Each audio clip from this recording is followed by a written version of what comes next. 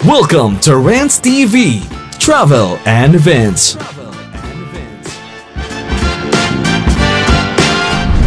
Hi guys, welcome back to my channel. Nandito po tayo ngayon sa Roxas Boulevard in Manila. Please samahan niyo po ako mag-walk tour dito at para ma-update po natin dito kung ano ang mga latest development, lalo na po sa Yorme East Coast Clean Up Serie in Manila. Ito po yung update natin today, July 20, 2025. Ayun naman po sa tapat natin ang Department of Finance at saka Bangko Sentral ng Pilipinas. Ayan po ang intersection ng Ocampo Street and Roxas Boulevard. Ayan po sa tapat natin ang Cultural Center of the Philippines or CCP.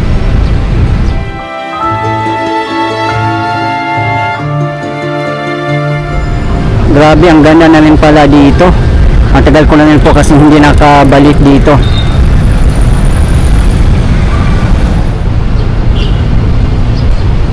Tara guys, pasok po tayo doon sa may seaside. Titingnan po natin doon kung ano po ang mga kaganapan doon sa may looban. Diyan na po mismo ang Manila Bay.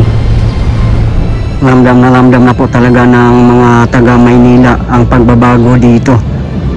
Halos karamihan po na mga napuntahan natin ng mga lugar o mga streets ay malinis na po talaga at less vendors na. Hindi pa naman po perfect na wala talaga pong vendors. Meron pa rin po tayong makikita na pa isa-isa lang. At yun nga, yung mga nakatayo lang po. At anytime pwede po silang paalisin o yung mga nakamotor na mga vendors.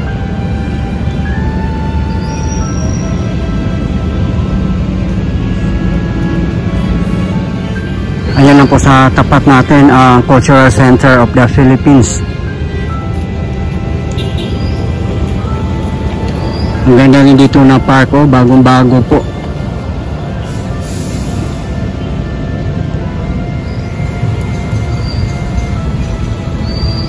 Dami palang mga kainan dito, may Max, Krispy Kreme, Jollibee.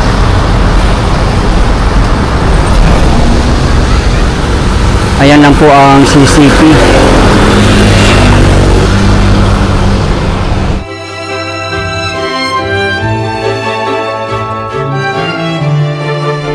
Meron ding Starbucks, Hapchan, Baulong Restaurant,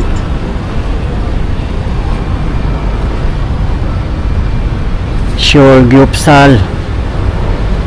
Yan, dami palang mapagpipilian dito kung gusto nyo pong kumain.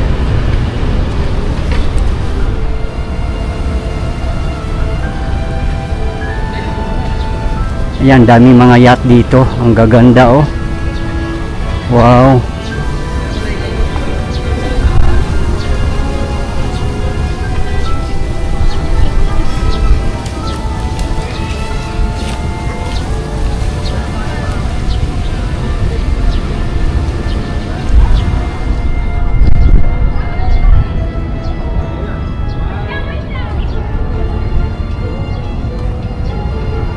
Grabe, ang gaganda dito, ang tahimik at napaka peaceful ang surroundings niya.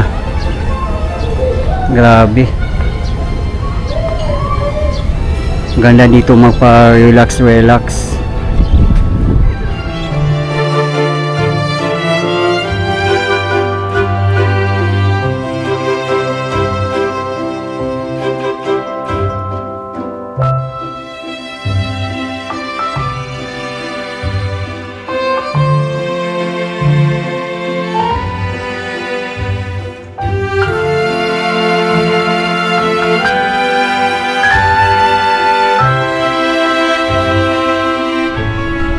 Yun po sa tapat natin ang Manila Bay Yacht Club.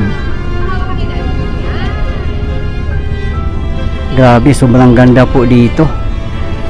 At ang linis din naman, dami pang mga isda.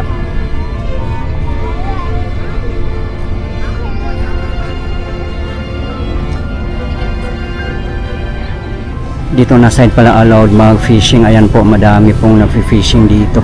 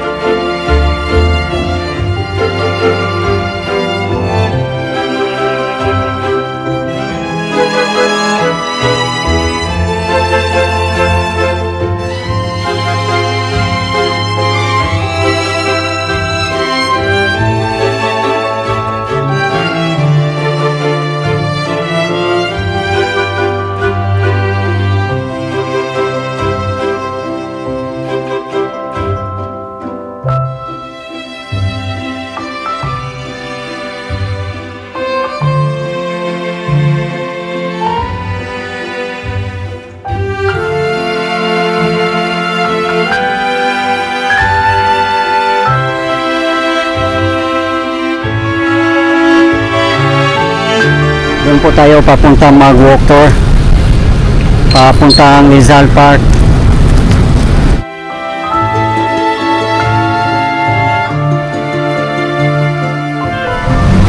Dito naman na side, marami ding mga halaman dito, maganda rin naman.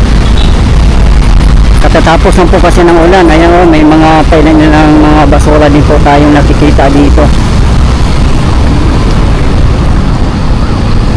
Sunday po kasi ngayon, kaya walang mga naglilinis, off po siguro nila. Ito po yung Philippine Navy.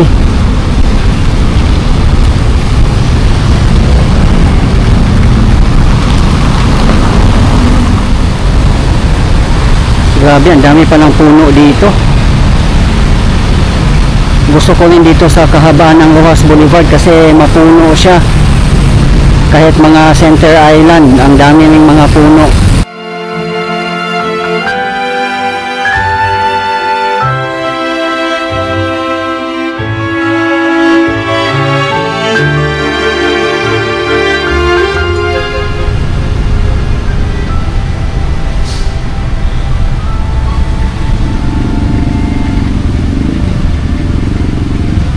Hukbong dagat, Pilipinas. Ang ganda rin dito. Kahit yung mga pavement sa harapan ng Philippine Navy, maganda rin naman po.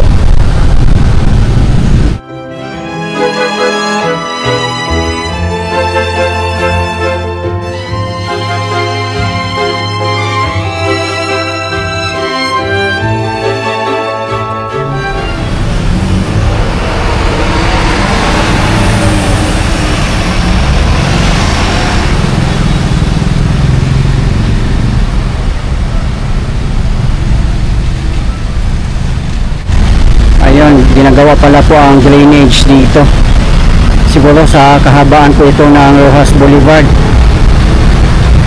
Ang galing naman guys, no? Ayan po, oh. Ang galing naman.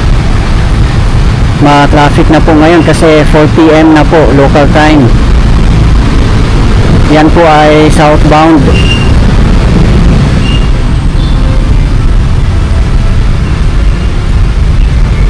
Ayan, may mga heavy equipments pala po dito nakatambay kasi nga po ay Sunday.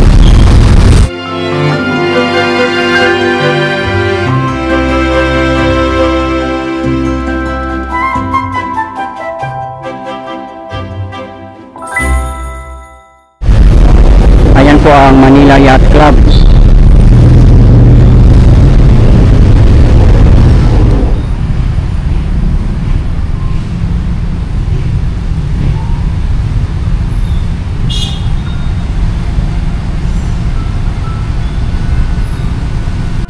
Po ng konti dito sa mga sidewalk kasi katatapos lang po ng ulan at hindi pa siya nag-subside.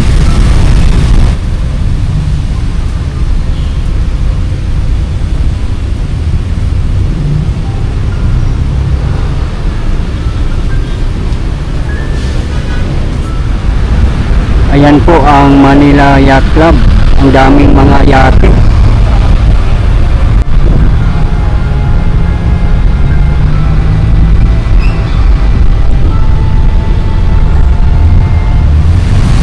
Yan, baha naman po dito, oh.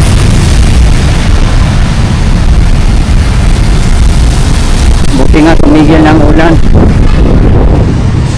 Nakalabas na po sa Pilipinas ang bagyo, but still maulan-ulan pa rin po dito.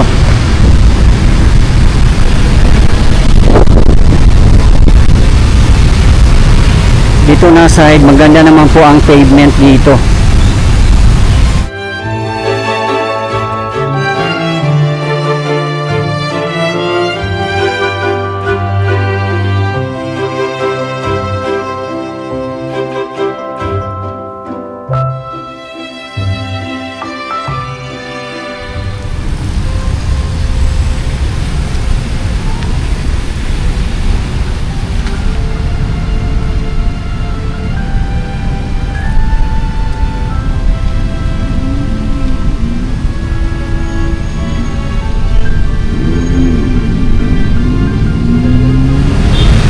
Napakasarap mag-walking dito, mag-jogging.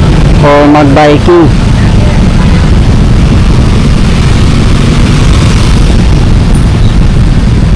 Kasi napakatahimik po dito at napakaganda ng view at mahangin pa. Talagang napaka-relaxing yung environment, kaya napakaswerte din yung mga nakatira dito malapit sa area. Sana po guys na mapanatili po nating malinis ang ating kapaligiran, lalo na po sa ating mga public parks, at i-maintain po natin ang play go o clean as you go. Kung may mga basura po tayo at wala pong mga basurahan na nakikita natin, ilagay na lang po muna natin sa ating mga bulsa o bag, dinitapon na lang po natin kung may makita po tayong basurahan, o iuwi na lang po natin sa bahay para mapanatili po nating malinis ang ating kapaligiran. Nang sa ganun po makatulong din po tayo sa ating kalikasan at sa ating pamahalaan.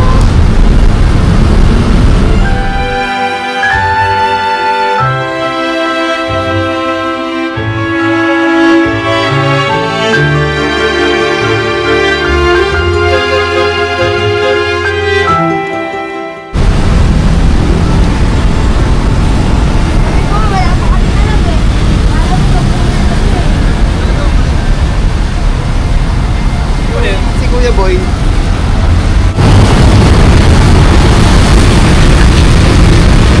Ayan po ang kahabaan ng Quirino Avenue. Kung tutumbukin po natin yan ay Taft Avenue. Nandyan din po ang Quirino Station ng LRT1. At nandyan lang din po sa bandang unahan ang Manila Zoo. Walking distance lang po guys.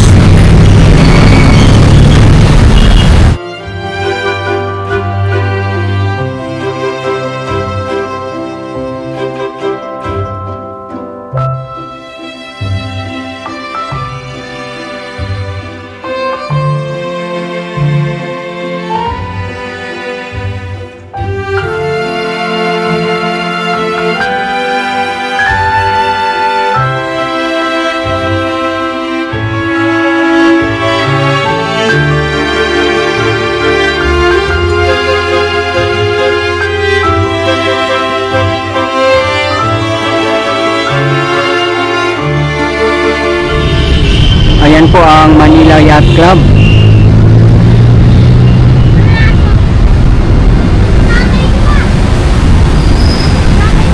Ayan na po ang kahabaan ng Rojas Boulevard. Ayan po ang Quirino Avenue.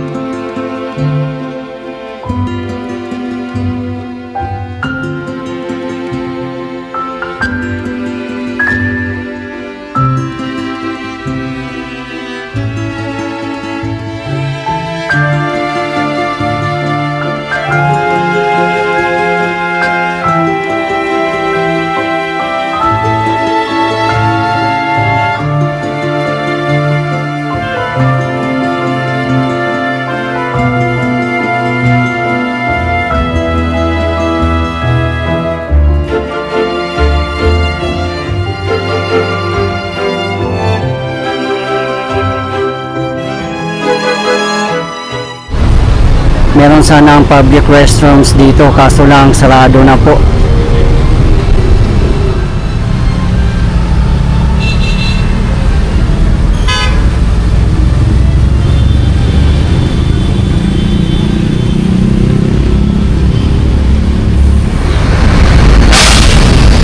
Ayan, ito po yung fence dito sa Manila Bay. Wooden fence. May nag-comment na din po sa ating previous video na sana yung mga steel fences para mas matibay. Baka papalitan naman po nila siguro ito.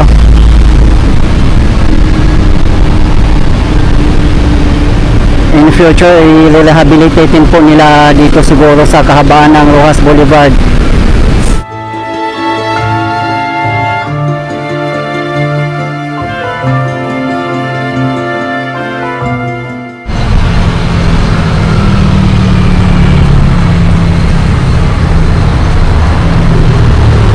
Ang ganda dito mag-walking, jogging, or biking papuntang Rizal Park or kahit papuntang Intramuros. Sulit na sulit po guys.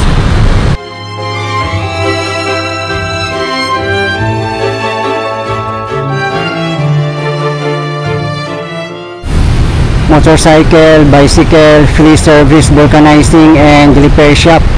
Handog ng MMDA. Meron po pala dito sa kahabaan ng Roxas Boulevard. Ayan po oh.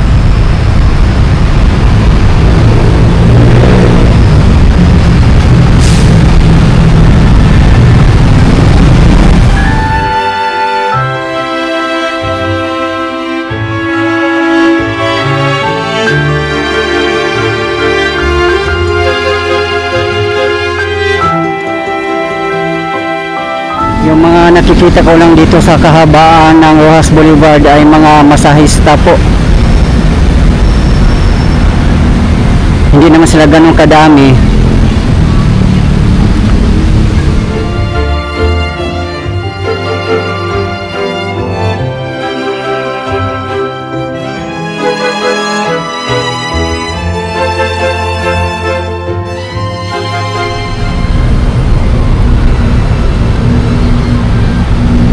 Ang ganda ng mga halaman dito, makikita po natin na well maintained at ang lago po niya, lalo na maulan-ulan.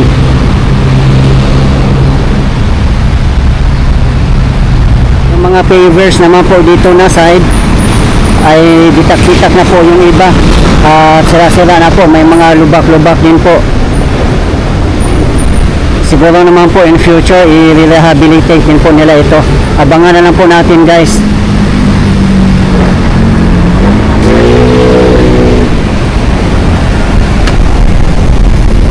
Ilang years na rin yata itong nakasarado dito na area. Dati ang dami pong mga kainan dito. Pinasara na nga po ng pamahalaan dati yun kasi nagkukos po siya ng maraming basura at minsan po may mga kaguluhan. Kaya pinasara po. Siguro bago mag-reopen to, i-rehabilitate po muna nila siguro. At aabangan na lang po natin kung kailan po mangyayari yun.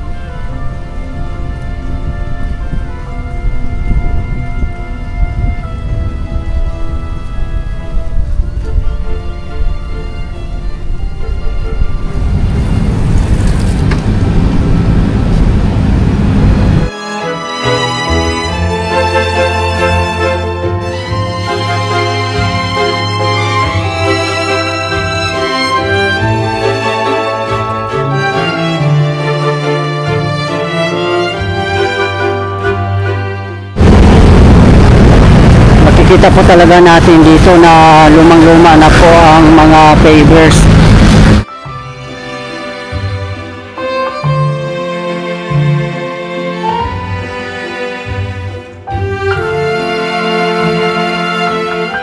Ayan, meron namang mga masahista dito.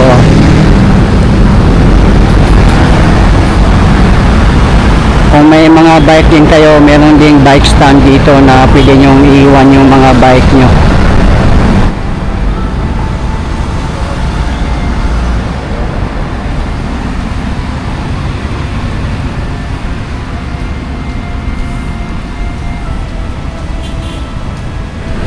Meron po palang monumento dito si Maximo V. Sullivan, icon of freedom, fearless journalist.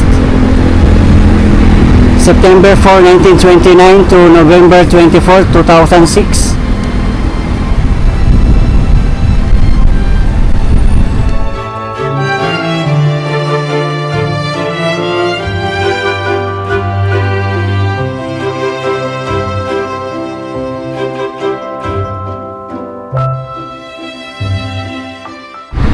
Ayan po si Arsenio H. Lacson from December 26, 1912 to April 15, 1962.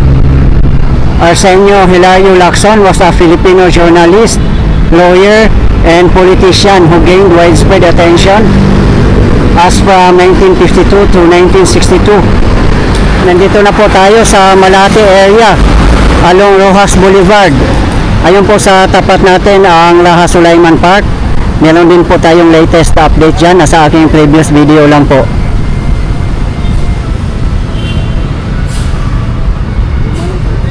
Doon po tayo galing kanina sa CCP Complex. At ito naman po ang Move Manila Car Free Sundays by the Bay. At ito po yung napakalaking kanon na nakaharap sa Manila Bay.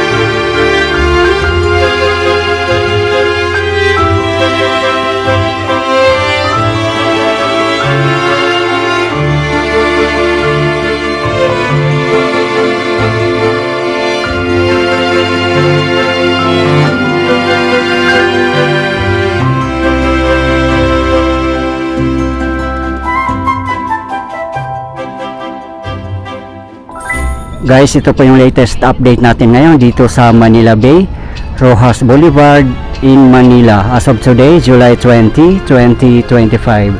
Maraming salamat po sa patuloy niyong support at panonood ng aking mga videos. I really appreciate po. At hindi po ako magsasawang i-update kayo, lalong-lalo na po sa mga government infrastructures. Mabuhay ang Pilipinas! Okay guys, thank you for watching and keep safe everyone.